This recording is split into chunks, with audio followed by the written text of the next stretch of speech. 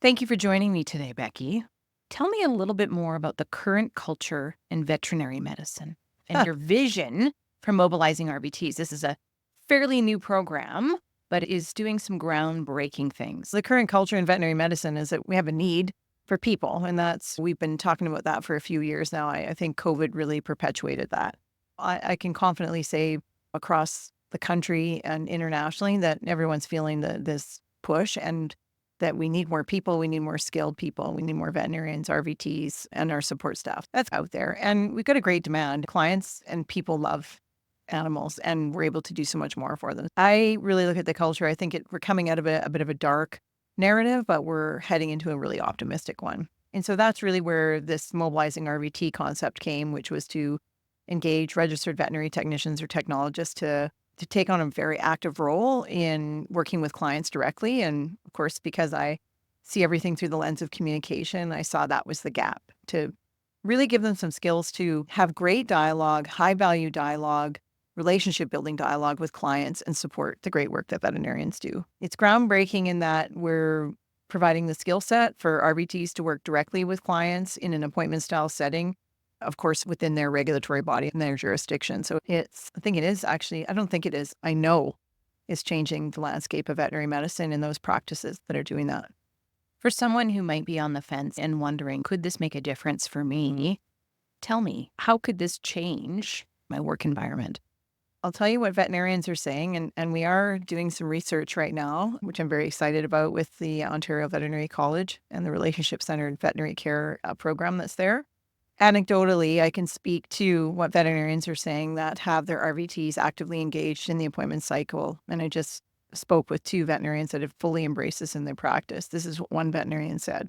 This is the best business investment I've ever made. She sent one RVT. She sent a second RVT. Her whole team's had communication training. As a leader, she recognized the value of communication and relationship with her clients, and is actually given her more time to spend more time with ill and sick patients. It's given her more time to reflect on her practice.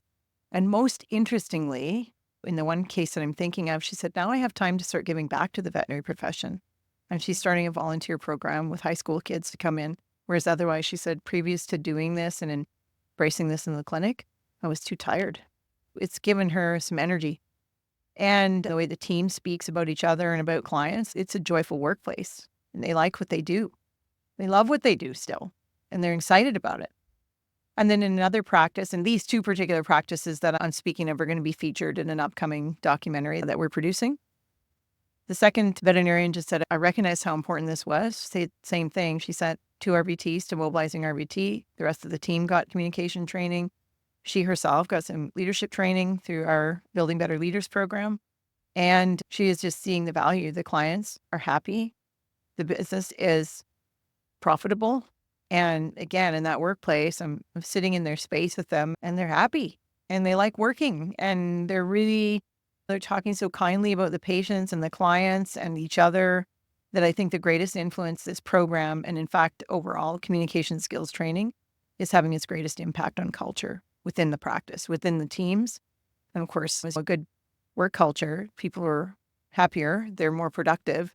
And when you've got happy people that are more productive, ultimately you're going to get profitability in a business. So I think it's great. I think we continue to do the great work for animals and animal care. We're all dedicated to that. But the other thing that's happening, which I think is what's exciting to me, is that people are becoming more skilled at communication. And that's the value add for clients. They expect us to be good at medicine. Of course we should be, and we are.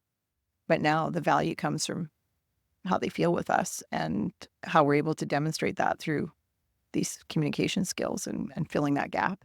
So the ripple effect is huge. Where do you see this going? What's next for this program?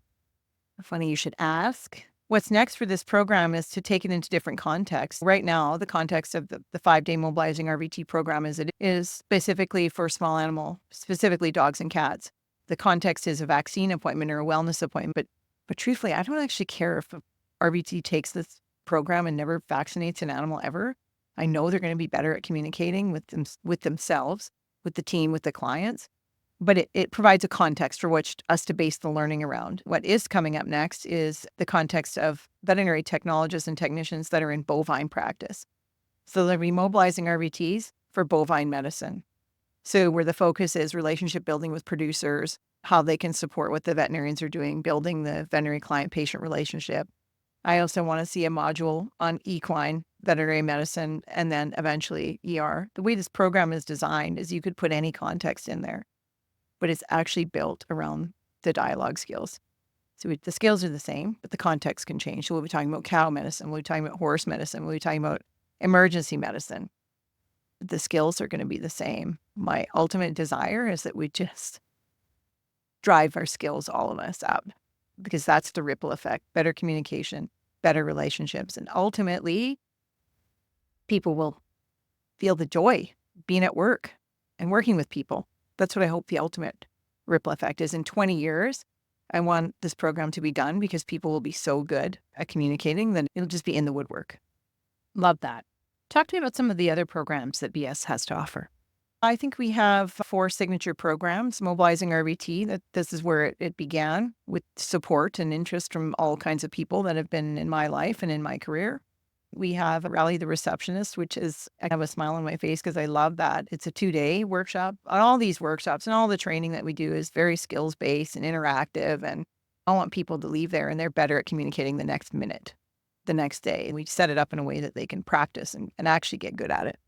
So Rally the Receptionist is just what it is. It's about getting this group of people together that come from the most diverse backgrounds in veterinary medicine because they're not all trained in medicine, and really leveling up the skills that they're already using. Interestingly enough, they're having hundreds more conversations with people than any other person in a veterinary practice. And I would say that for any business. The front end folk, whoever they are the ones that are engaged in more conversations volume-wise than anyone else. And this program is designed with them in mind. Again, the context around it is their role of being the front line. So that's Rally the Receptionist. And it's just a fun, because the group is always different and animated and energized, and it's great. And then, of course, there's the workshop that you and I do, the Building Better Leaders, which is one of our earliest programs as well.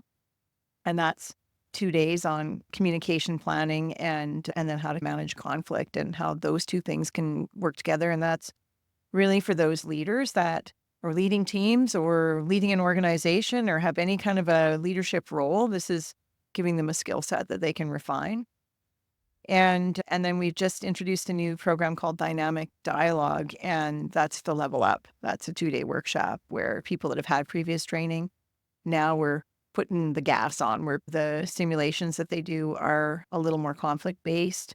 We come with people expecting to know how to practice it and to be somewhat vulnerable in front of their peers and to practice and be coached by myself and Dr. Cindy Adams. Very excited about that. And then on the horizon, we have some online courses that we're going to be offering. So we are continuing to build programming that I feel that we are hearing that people need, and frankly, that the people do need. And I talk about the veterinary industry because that's my career history, but as you well know, the communication skills are not just limited to one industry. We all need them. If we're going to talk to another human being, there's value in it. So I can hear your passion coming through. Why are you so passionate about communication and teaching communication skills? I think just because early in my career in veterinary medicine, I saw the impact that people and the relationships with animals they have. That's very ingrained in me. And I guess when I reflect back on my career, and in particular, we just did an exercise called Stepping Stones. We're looking at career markers. And for me, they're always revolved around people. You are one of the stepping stones for me on our journey and what we've been doing. And when I look at significant parts and things in my life, they're always centered around people, which are always based on relationships, which have to be funded and founded in good dialogue. And I think when we were in our Master of Arts program, learning the theories around dialogue and that relationship building, I think that's always been my interest, but where that got cultivated was in the deeper study of it and recognizing the deep study behind it. I think it was fostered in me with an active interest in relationships and people. And that's collaboration and connection. Those are buzzwords that really have deep meaning to me because they're based in connected, beautiful dialogue, even when the context of the dialogue is difficult. So I don't actually know where it came from, to be honest, but It's evolved. It's evolved and maybe influenced by people that had put the time and effort to build the relationship with me. I'm not sure. And I would say that you saw a need and you stepped in to Yeah. fill that need. Yeah, in the veterinary profession for sure. Good grief.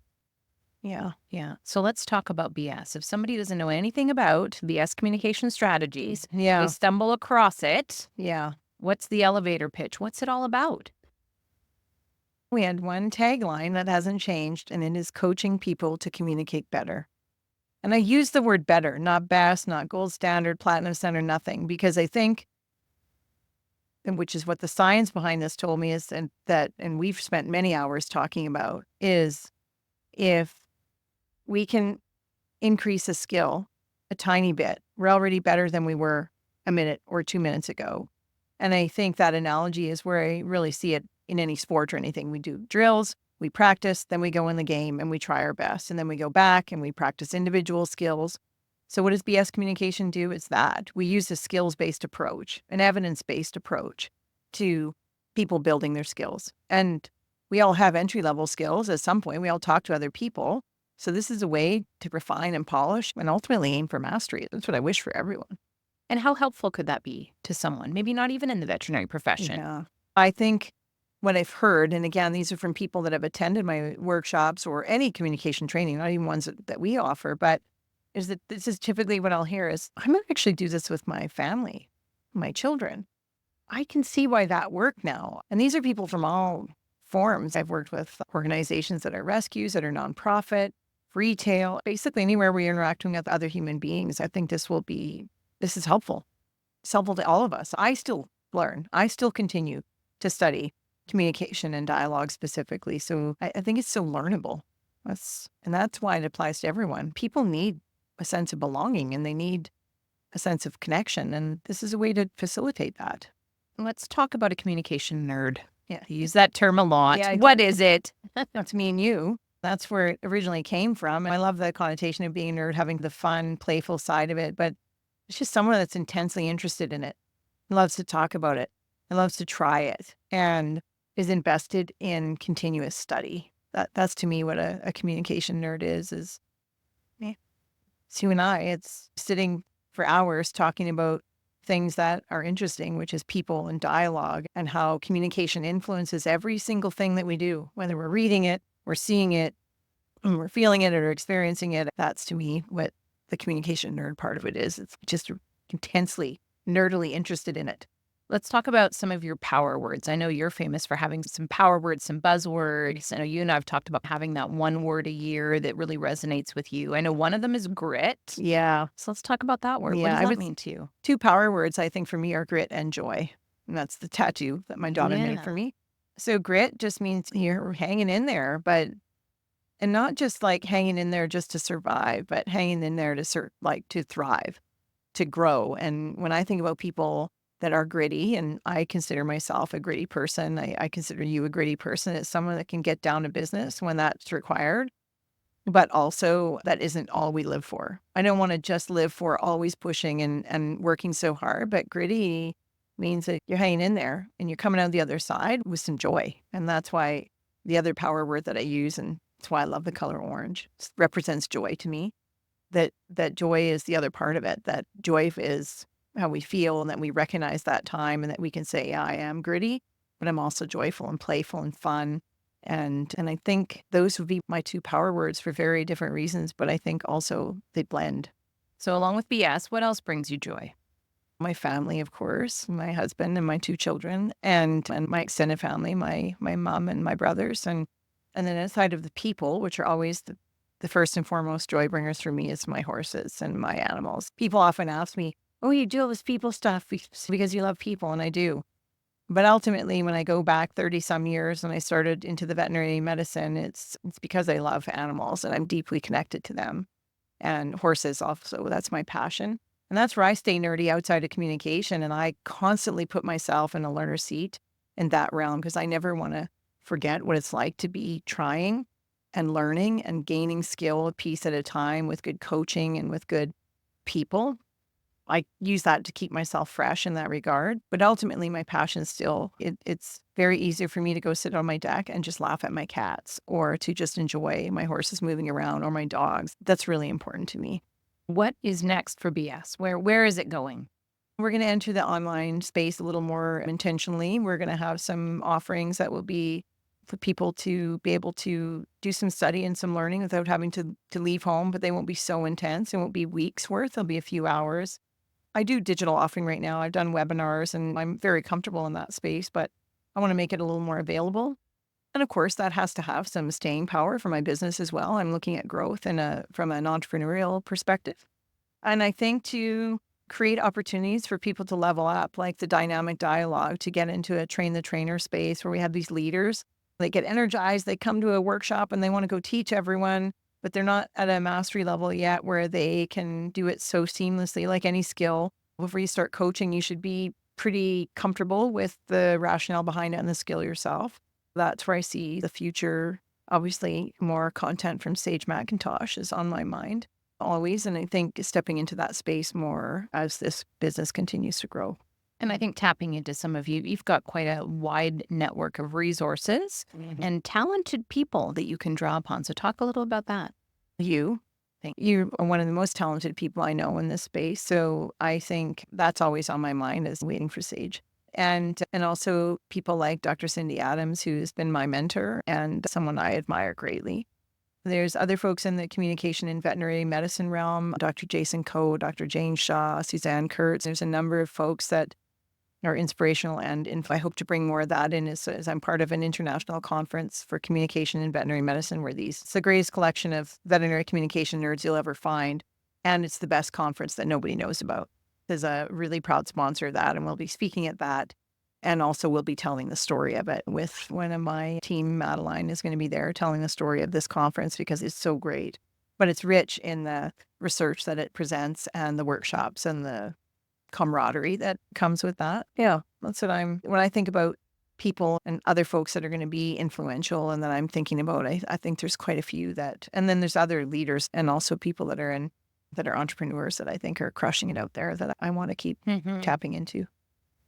So somebody's listening, they're curious about communication skills. They've heard that this is something they can learn. This is something they can improve on. And this can really enrich their personal and professional life. Where do they start? Geez, that's a good question, isn't it? With our programs, we have a team workshop called Core Dialogue Skills, and that's, to me, where we talk about the basics and people recognize their own skill and start building on it. That applies to everyone. I do a full day workshop. It's the same training that everyone gets. It's the basic. It's where they can start, and people can just reach out to us directly, and I come to them. I've done workshops in stores, in cattle chutes, and horse stalls, and moved dogs kennels across. I've actually done a presentation in a church, in a theater. I go to community centers. So it's a very mobile thing. And that's where I'd say people can start. And that's with their whole team. I love when the whole team learns together. Because now everybody's talking the same language and they might look at their colleague and go, oh, that was the best open-ended question. Or man, when you said that empathy statement, like I literally saw that other person like take a breath of relief. So they can all start talking the same skill language and it just grows and grows. So I love it when the teams come together and they want to learn and take a day and just touch on what the skill looks like, and then they get resources. And the study of communication is endless. I keep saying study of communication. For me specifically, it's dialogue. In your world, it's media and crisis communication. We're still talking about communication, but this particular work that I'm doing is in the realm of dialogue with other human beings.